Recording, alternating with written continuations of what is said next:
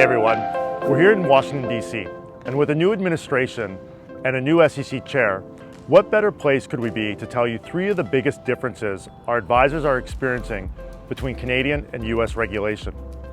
Now, I'm also excited to introduce our new Chief Compliance Officer for our U.S. RIA, Zamir Bashardos.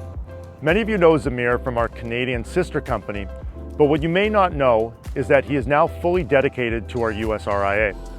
Zamir brings with him the power of his Canadian regulatory background, combined with years of FINRA compliance experience, to support our advisors on this U.S. platform. So Zamir, what's going on in Washington? Thanks, Mike. Yeah, being here in Washington, D.C. for our IA compliance conference really highlights how different things are. The way compliance operates in the U.S. versus Canada, it's a huge contrast. So three big differences. Let's start with Know Your Client, or KYC. In Canada, let's face it, the rules are rigid. With mandatory updates every 1 to 3 years and a whole lot of documented notes, even if nothing has changed, you still have to refresh your client's file. Zamir, tell me how that compares in the United States. This is a huge difference. In the U.S., you are not required to do a KYC update every 1 or 3 years. There's no arbitrary timeline. You update information as you need it, when there's a material change. That alone makes things way more efficient. Yeah, and that ties us into number 2, suitability versus fiduciary duty.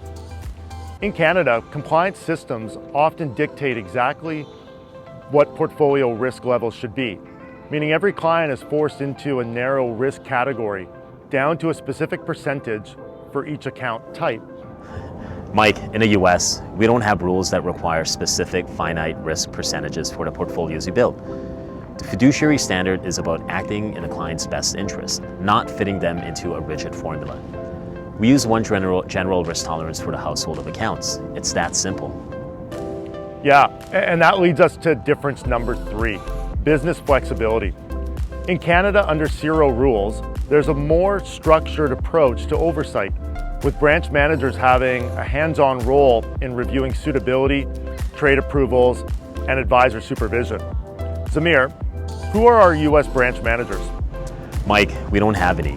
This is a hard one to understand, but in the U.S., there is no rule for RIAs to have a dedicated branch manager. Compliance is there to hold advisors accountable, but it doesn't dictate how they run their business.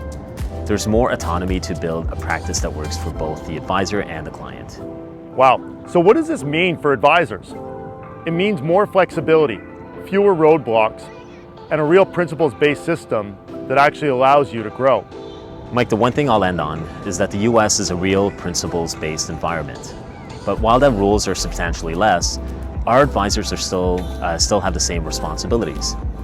So if you're thinking about joining the U.S. platform or want to hear more about the U.S. compliance, we'd love to chat. Great, thanks so much. That was a great chat. Really enjoyed that today. All right, Mike, we're going to be late for our meeting with Trump. Let's head over.